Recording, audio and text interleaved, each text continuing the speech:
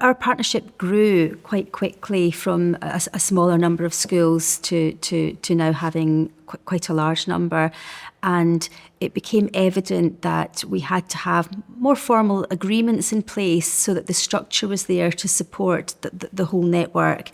And what we decided to do, we talked about a lot of different ways of formalising the structure, and decided that one of the routes that would be perhaps most successful for us was to form a charitable incorporated organisation, a CIO. And that would give us further opportunities to perhaps seek funding for some of our activities. It gave us, I think, more strength as a partnership. We were able to use the services of a consultant to support the work that we were doing.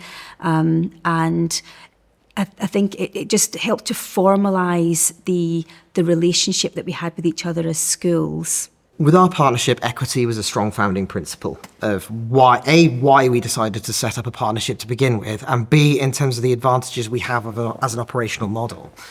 So the main way that we sought to increase that equity was to have the coordination and leadership of the partnership itself to exist outside of either the state and independent sector as an independent entity.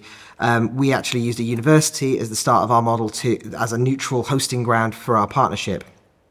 The advantages for that was that there was no single guiding influence within our partnership, no agenda that was taking over, and all of our schools, regardless of sector, worked very well together with a lack of politics and a lack of disagreement, and every challenge that we came up with was worked through equitably. Mm-hmm. However, we have now decided to move into a third sector model because we ran into a number of issues in terms of funding as well. And I think one of the greatest challenges to the sustainability of partnerships is that funding element, because as we've touched on in this conversation, I think we spend an awful lot of time having to prove that what we do has beneficial impact, and that also goes for funding and developing an income stream. So I think where partnerships are very successful is having a diversified income stream where they operate in a charitable way. They can take donations. They can work with their independent schools and the development structure those independent schools have, but also leaning on the trusts that very kindly offer funding for a lot of these activities. I think that the difficulty for that sometimes is you get contingent funding that requires you to focus in on certain areas. At least those areas tend to be positive things like addressing educational disadvantage. And then it ends up having to tie back to the data that you have to gather. But I think it's where partnerships are sustainable, it's where everybody is on the journey with you, it's where passion is strong in every school that's involved, and that nobody needs to ask the question within your partnership of why are we here? Absolutely. It comes back to that whole sense of belonging and being part of the whole together. And as you say, it's nobody having an ego about it. It's what can we achieve together for the benefit of the children in our schools, the families around our schools, and our staff as well. A huge challenge, or range of challenges are pragmatic.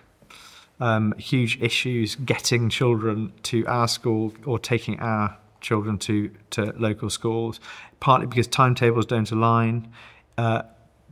Schools are some distance, they're beyond walking distance, it's very expensive to make the journeys, and more than anything else, staffing. And obviously our schools work very hard at our risk assessment, and as a result, all trips need to be well staffed so that children are looked after. The ratios change, and that is a real issue. But we can overcome them. Funding helps a massive amount. We've paid for transport for some of our partners previously. We worked. I have heard some stories of schools aligning their timetables to match the partner school, which is a wonderful ideal. So there are often solutions to those problems. And similar challenges from my point of view as well. I think you have to have someone in charge who has the vision for a partnership. You have to have someone at the helm who can see the benefit and can communicate that with the team. You need to have somebody who is in charge of the logistics and organising things, because without that, I think we were talking earlier that you have lots of opportunities thrown at you, but it does take time to respond to those, to put them in the diary, to make sure the right children are accessing and benefiting from them. It's wonderful CPD opportunities, but you have to be able to invest in that to send people out to them, and to take time off timetable. So it's financial, it's logistic, and really the way to overcome it, from my point of view, is to see the impact and to advertise the impact and to celebrate the impact. Because if we're doing that, then it becomes a no-brainer. It's worth the investment. And for, as a primary school head teacher in the state sector, looking at my budget and looking at my my staff and how I deploy them, making sure someone is there for partnerships is absolutely pivotal. Before I joined this wonderful partnerships world, I was a head of department, and I was encouraged by a colleague to engage local schools and contribute to the fledgling partnership work at the school. And my heart sank. I was very sceptical because I suppose I'd been trained to serve my own children. I cared for the children in my school. I wanted to give my all to the kids around me, and being asked to extend that, I got rather closed and fed up by it. But of course, it is what a stupid reaction, because when we see our children interacting, as we've said already, and collaborating with children from other schools, that barrier, I mean, it's very easy to overcome, and you look back and think that was no barrier at all. And I mention that because we see that at school now. Other colleagues who perhaps don't quite understand the value of the partnership, it's our job, and you've touched on this, to blow the trumpets internally. We need to do a better job at internal communication to show our staff the great value of partnership, and then also that message to get out into the community as well. And I think that's probably true of our local state school partners. For the teachers who, as you've said already, are snowed under with work, it's a huge barrier, but one that is perhaps overcome when we all realise the great value that can be had by bringing children together. One of our main challenges is having funding for transportation, and we're very fortunate in the sense that the partnership 9 times out of 10 will provide that for us. More recently, we had coaches sent to our school to take the children to a workshop and return. And without that support, I don't think those workshops could actually take place. It's too far for them to walk. It's not easy for them to actually get to. It's not that accessible. So that makes a big difference. And I would say transportation is a stumbling block in many ways for our school, because we just do not have the money to fund that without the support we receive from our partnership. They seem to have lots of links in different places, lots of networking, which we would love to have an opportunity to do, but just never seem to be able to. Another thing I think which is quite challenging for us is having that ability to inspire children through limited resources. The addition of working together, sharing practices, sharing resources, we're able to overcome that successfully. Transport is everything. Our partnership network is within 5 miles of our campuses. So we do that on purpose, so that it's not a long way for the kids to go. But also, if you're booking a coach is £700-800 a time. It's a lot of money. So that's a huge barrier. And another barrier for us is that the teachers from the partner school coming onto our campus and safeguarding. And so you have to, if you've got a set partnership with partnership agreements, and you know the staff, and we've got those agreements, that your staff can come onto our campus without any problems. And so setting up your systems, you can overcome those issues. A similar issue is with data. So, we can't hold any data on Jan's kids. So we might have a student that comes to us on a Monday for a Harry Potter potion day, comes to us on the Wednesday for forest school, comes to us on a Friday to do the swimming lessons, but I wouldn't be able to tell you on a Friday that child's been to our school twice before. And so that's where we rely on Jan, because she knows her kids, and the stories that we tell, and the qualitative feedback and so on, so that we know that we're doing something right. But it is a real barrier to us, and that's one of the reasons we're doing badging, so hopefully we'll be able to badge the things that schools do, and we'll be able to have some sort of overview of what's going on. Another one of our struggles is that we have a slightly different model to most for partnerships. A lot of partnerships in schools will have 4 or 5 schools that work really closely together, whereas we work with about 120 schools of all different types. And so we perhaps don't have the same sort of close relationship as other partnership groups, but we do big events. You do. And when we do big events, we can invite lots of people. And when we invite lots of people, then industry want to get involved. And so we use that model, which is very different to others. But it does mean that because we do a slightly different model, what we do sometimes isn't understood in that way. And so telling the story of partnerships through the data and so on, the qualitative feedback is really important. But it's certainly a barrier. And when you come to your different stakeholders, like parents and teachers and so on, you have to tell the story because they want to come with you on the journey. The first obstacle to get over was obviously our head teacher agreeing to it. And she saw the massive value in that to go, yes, let's go for it. It was about allowing us to do the activities in curriculum time. Yeah, I say the same thing. If we weren't allocated the time to do this, you can't do it properly. So if the school are going to run a partnership program, it has to come from the top down. You know, the head, the SMT team that say, actually, we're going to allocate however many hours it might be on a specific day at a specific time. The opportunity then to offer students from our school the same time every single week, mostly working in the same school for a year, it is huge because they also want to be there. They also realise they're making a difference. But that can only be overcome if they are expected to do it every week.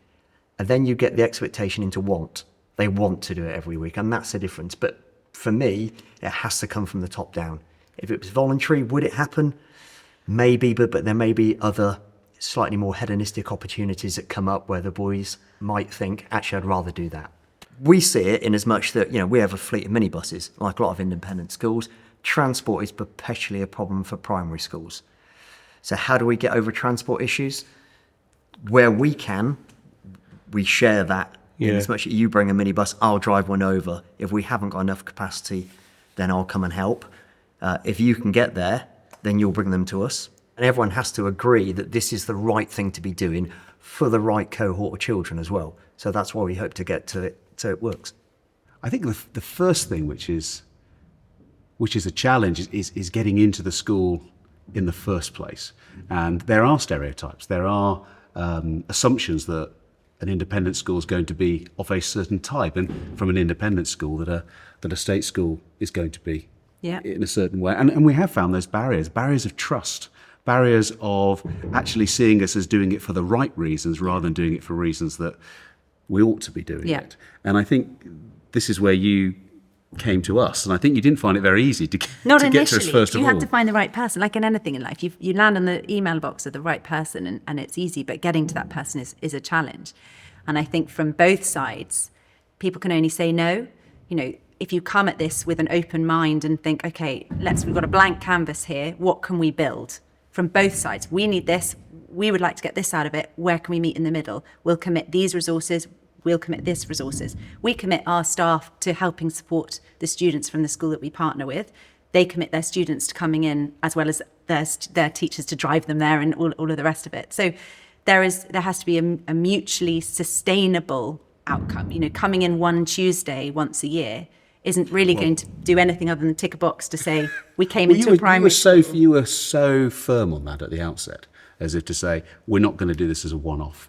We're not going to do this as a one-year thing. We're not going to do this for one term. This needs to be planned so that it starts sustains. Slowly. Yeah. And I think that was probably one of the biggest things that we had to do was build trust and build a relationship to understand each other. And I think if we just jumped in and tried to do something just because we felt we ought to, we wouldn't be sitting here now. And equally, when you're thinking about partnerships and what that can mean cross-sector, where can those opportunities beyond the partnership be built? So if we're offering our children opportunities to do certain things in partnership with an independent school, do they have connections with an athletic club or a rowing club or perhaps a museum or whatever it is? So can we support our community beyond our partnership together so the partnership grows outside just both the sectors it turns into a sort of geographical community, as it Well, were. we've almost talked about it as almost being a movement as Yeah. much as it's been a partnership, Yeah. is that we're trying to identify something which children gain whilst they're at school, but where do they go to Yeah. from that? It doesn't end at the end of year 6. That we've planned for where might they go Next steps. to. And Yeah. it's not easy. I mean, sometimes No. that creates barriers in itself. You know, who do we go to? How do we create contact with those people? But I think together we've sort of had the long-term goal. Yeah. We want to improve the lives of these young people. And I think it can't be done as a sort of trial. You know, if you're going into a partnership, a cross-sector partnership, it has to come from a place of we're committing to this for the long term, not let's see how it goes for a term. And then, because it is hard, there are challenges. Both schools have incredibly busy timetables, full stop. And actually respecting that time that you've dedicated to a partnership, it's easier to go, do you know what, actually this week we're not going to do it because we've missed this and this and there was a fire alarm and da-da-da. But actually having the respect for the programme, the partnership and the commitment from both sides is really important. But that commitment from both sides is top down. Yeah. I mean, the two head teachers meet. Yeah. The two head teachers share the same vision. Are It's not you and me. Yeah. Because Just do the dog's body work. We can't leave and the partnership fail. Yeah. Because it was run by you and me. Yeah, It absolutely. has to be embedded in the school ethos. It has to be The embedded. values. Exactly. Be shown through it Yeah. as well. That's a big part of what we do. And I think we've celebrated that. We've celebrated that through what our head teachers have said, but it goes out in our school comms. You know, your parents And know vice about it, versa. our parents know about it. It's embedded in what we do. And I think if I was saying anything, as much as we're enthused, Yeah. and Spread the enthusiasm. it's got to be led from the top.